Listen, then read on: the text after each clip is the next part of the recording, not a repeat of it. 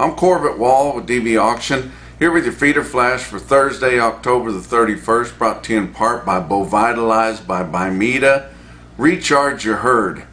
VITALIX is an oral nutritional supplement of trace minerals and vitamins to aid in providing nutrients needed to support a healthy immunity and maintain health, with one less needle and a few less worries. For more information, go to bimedaus.com. Here on Halloween, scary good punchy pics. But let's talk about the market for a little bit. Your cattle feeders scrambled on Wednesday to secure most of last week's fed cattle market. The northern plains, it was steady to weak, maybe a buck or two cheaper on one end, on the top end there, but the southern plains that really makes your market was steady.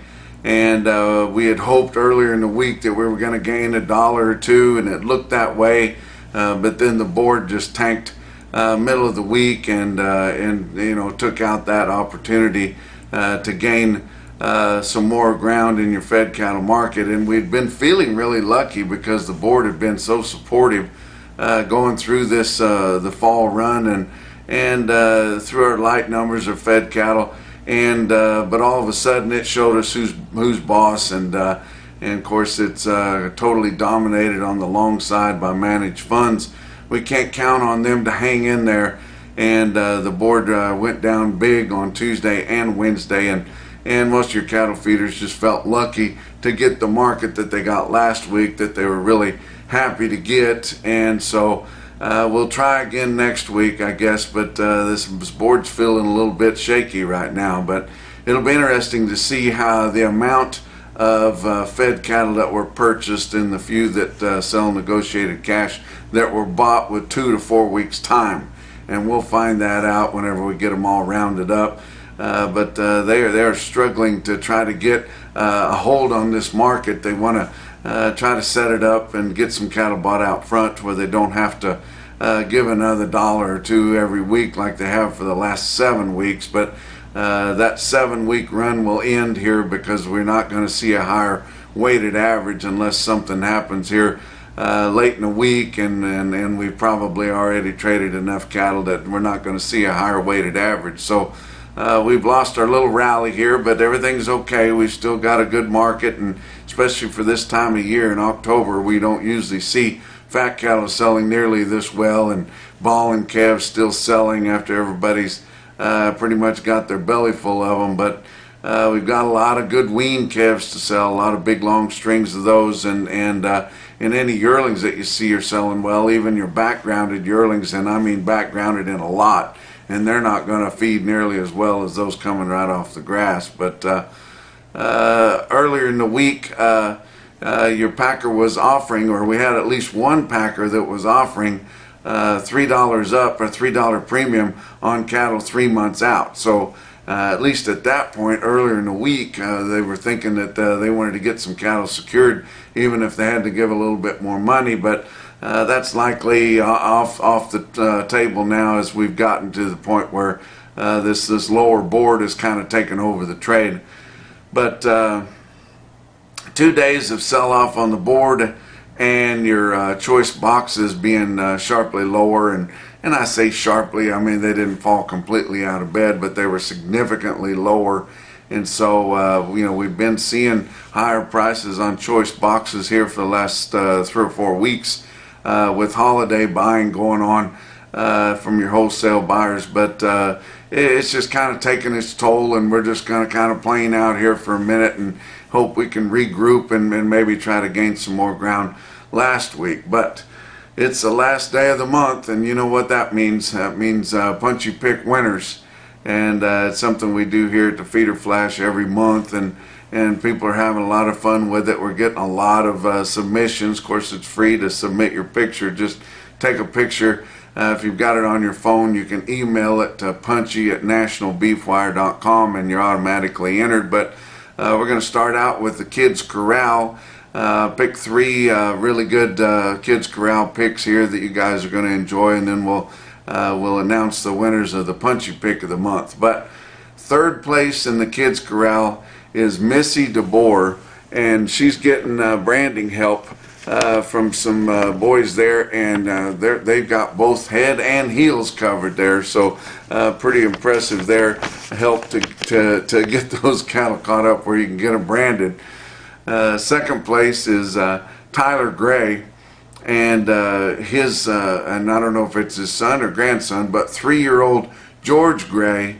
He feeds cattle every day or he's not happy, and it looks like he's doing a good job there. Not sure how full that 5-gallon bucket is, but he's got about all he can handle there. But the first place in the kids corral comes to us from our friend Steve Hashey from Lake Preston, South Dakota, and he sent us this picture of a Charolais bull that he actually bought off Craigslist, so he really knew nothing about the bull, but they ended up breaking that bull to lead by using corn cobs here, and you see I think that's probably his son doing that, but pretty impressive pic there of taming down that Craigslist Charolais bull. Now let's get to your Punchy Pics, and of course all the big prizes go to the first place, but third place goes to Logan Powers of Avon, South Dakota, and he was out driving around and he witnessed this cow here, which was no doubt a handful, and it does have a proper ID, as we're talking about mandatory ID. I guess they thought it was mandatory to get this cow properly ID'd there, so I thought that was pretty cool. How about second place in the Punchy Pic? That comes to us from Haas and Paige Molberg from River Falls, Wisconsin, and they got he got caught up in a pen that was too full there, and then them calves were pretty juiced up there, and they kind of got him pinned up next to the pen, and looks like that he was lucky to get out of there without getting kicked to pieces there. But he wanted us to announce that if you guys are interested in that kind of thing, to check out Back Pins and Beyond. So check that out, and that comes from Little Bronchi Productions. But the first place in the Punchy Pic of the month and all the prizes, a whole box full of prizes will come to their house, and they'll get to enjoy those. But the big prize goes to Seth Adams from Prairie du Chien, Wisconsin. I hope I got that right or close. But you look at this branding that they were doing, and he kind of described it as he had a calf that was too big, and he had a young horse that wasn't good enough to keep that rope tight, but had a character named Moose there that thought that he could just bulldog that calf, but got pretty ranchy and pretty punchy there in the branding pen. So congratulations to Seth Adams. Like I said, he's going to get a big box full of stuff, and we can't do this without our sponsors. Beaver Feed Company in Beaver, Oklahoma is going to have a lot of swag in that box he's going to get. Of course, he's going to get stuff from Beaver County Stockyards. There'll be stuff from NationalBeefWire and from the Feeder Flash. But the best part of that whole prize package is the whole case of Fairpiece, that revolutionary product that is scientifically proven. So he'll get to try that out, and maybe he won't have quite so much trouble getting those calves branded the next time. But let's talk about your board for Wednesday. October live cattle futures were down 90 cents at 188.40. December down $1.52 at 186.42. Then your back months were all down from 122 to 157. Kind of took the wind out of the sails on this fat cattle market. October feeder cattle were up 92 actually. Of course, they're just trying to get backed in there right up next to that CME cash feeder cattle index, and so they had to be up, and then the balance of them were all down. But it actually does come to fruit at the end, which is one good thing about a cash settled commodity there. But 250.95 for October feeder cattle. November was down $1.10 at 245.50. Then your back months were all down from $1.90 to down 265. Your grains, December corn was down 2 1/4 cents a bushel at 411.5. Beans for November up 11 1/4 cents at 976.5. And then your hard red winter wheat for December up 1.5 cents a bushel at 5.75 3/4. Let's talk about your fat cattle trade, brought to you by Legacy Beef Cooperative. Guys are going to own a 20% share in that Cattleman's Heritage beef plant being constructed near Council Bluffs, Iowa. If you want to ensure your spot to slaughter some, you better get some shares bought. How about Iowa? They sold 4,900 head confirmed on Wednesday, a little over 12,000 so far for the week, and I'm sure they sold a lot more late in Iowa there than the 4,900. But the live price Wednesday in Iowa was 187 to 191, and your dress price was 298. Both of those would be steady to a little bit cheaper. How about Nebraska? 4,800 head sold on Wednesday, 6,400 head for the week. Live price in Nebraska 188 to 191, and the dress price at 298. Kansas sold 5,000 head on Wednesday, about 6,000 head for the week, and the steady price from last week was 190 on everything quoted on Wednesday.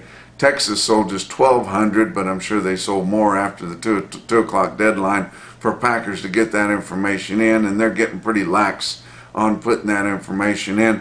It only sold a couple hundred head more than that for the week, but the live price in Texas was 190. Now, earlier in the morning, before the board had really broke on the Fed Cattle Exchange, we actually had producers with some really nice commodity cattle past 190.50. So that didn't really spur any higher prices there, but it did happen, and just kind of worth mentioning there that Fed Cattle Exchange was getting a little better than that, but that was early in the day. And like I said, your board kind of took a toll, and then when the boxes come out at noon, it was even worse. But we did have some fat cattle auctions on Wednesday. Sioux Falls Regional Livestock in Worthing, South Dakota had about 1,500 head of slaughter cattle, including the cows and bulls. And they called the choice steers $3 to $4 higher. Slaughter heifers were $1 higher. Conventional fat cattle at Sioux Falls Regional sold from 184 to 193.50, and we saw program cattle, or the non-implanted cattle, sell from 188.5 to 194.75. That's be a big premium to anything we're seeing on a direct basis. Another fat cattle auction was Glacial Lakes Livestock on Wednesday in Watertown, South Dakota. They had a good run of slaughter cattle there, 820 head, including the cows and bulls. They call their fat cattle $2 higher. Conventional fat cattle in Watertown, South Dakota sold from 188 to 191. Program cattle are non-implanted for the most part from 190 to 193. Fat fed cows bringing from 132 to 142. Thought that was pretty impressive. How about box beef cutout values? And I mentioned that they were lower. Choice cuts were down 117 at 319.44. Your selects down 64 cents at 289.36. Your slaughter keeping a pretty good pace here. They're making money on these slaughter cattle, so you'd think they'd want to dig in and get a few more. Your cattle slaughter through federal inspection up through your first 3 days of the week, 369,000. That's 2,000 more than last week, and just 5,000 less than the same week a year ago. So keeping up pretty well. Let's talk about your feeder cattle market. Your real-time index on DVAuction, based on an 800-pound cash auction steer late in the day after your feeder cattle auctions, was sitting at $249.99. That's awfully close to $250 based on an 800-pound cash auction steer. That was up $1.55 compared to the end of the trade on the Tuesday. But your latest CME cash feeder cattle index was just 7 cents from that at 250.06. Talk about some sales. They're going to have big runs here on Thursday. Stockman's Livestock Exchange in Dickinson, North Dakota. The East Barn, they just had a sale on Tuesday at the West Barn, but going to have a lot of nice calves at the East Barn. And then Ogallala Livestock Auction in Ogallala, Nebraska. They've got a big calf special, and it's going to include Red Angus and Herefords. They've got a section for both of those in there if you're interested in those kind of genetics, guys. But both of those sales will be on DVAuction.com. Don't forget about your Callaway livestock video. That's going to be happening on DVAuction.com too, with both replacements and big strings of feeder cattle there. Let's talk about your big feeder sales for Wednesday. OKC West, El Reno, Oklahoma had 5,900 head. Feeders were steady to firm. Calves were steady on Tuesday, but big discounts on the fleshy ballers, which we've been seeing that here for the last month or 6 weeks. Another good sale in Dodge City, Kansas at Winter Livestock Auction, 2,200 head there. They called their calves sharply higher, and the feeders steady to $5 higher. So impressive sale there in Dodge City, Kansas at Winter Livestock. Bassett Livestock Auction in Bassett, Nebraska had another sale, and it was very, very impressive. They called the calves and the bigger cattle from strong as much as $15 higher on your federal state market report there. And it is your NationalBeefWire stick out sale of the day in Bassett, Nebraska there. You check out your best tested weights, and there was a bunch of them on the steers, and more signs that we're keeping heifers back because not nearly as many heifers sold. But look at your best tested weights of steers. 437 head of 4-weight steer calves, average 462. The weighted average price of $338.44. There were 926 head of the 5-weight steer calves in Bassett. They averaged 548 pounds. The weighted average price of $322.61. 1,166 head of 6-weight steer calves, Bassett, Nebraska, averaged 637. The weighted average price of $303.02. 415 head of 8-weight steers averaged 867 at $263.98. 1,542 head of 9-weight steers in Bassett, Nebraska. Most of them would be coming off the grass, guys. Weigh 948 and bring $258.61 on the weighted average price. How about 694 head of 10-weight steers, average 1027, weighted average price $252.11. Yes. How about your heifers? Like I said, not nearly as many heifers tested. 365 head of 4-weight heifer calves in Bassett, average 461 at 310 and a quarter. 362 head of 5-weight heifers, average 545 at 285.84. And 201 head of 9-weight heifers weren't too well tested in between, but those 201 head of 9-weight heifers averaged 954 with a weighted average price of $231.64. Give you a few individual quotes from all around. My good friend Ron Cunningham, really good auctioneer there, sells a lot of production sales that we work with. DV Auction there, lives up there in northeastern Oklahoma. He sold steers at Coffeyville Stockyards, Northtown Barn there.